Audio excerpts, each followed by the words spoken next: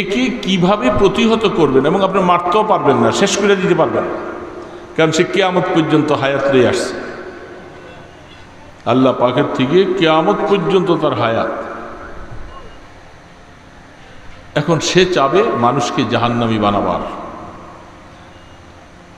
আল্লাহ সুবহানাহু ওয়া তাআলা বলেন, তাকে তুমি দৌড়াতে হলে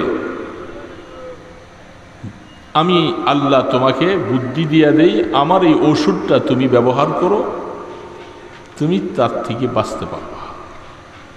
সেই জিনিসটার নাম হইল জিকিরুল্লাহ। কি নাম বলেন তো?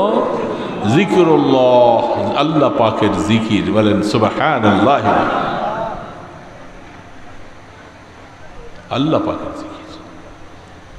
এগুলি অনেক কথা শর্টকাটে বলতেছি, কারণ আল্লাহ পাকের জিকির মানুষ আমরা দেখি। আপনি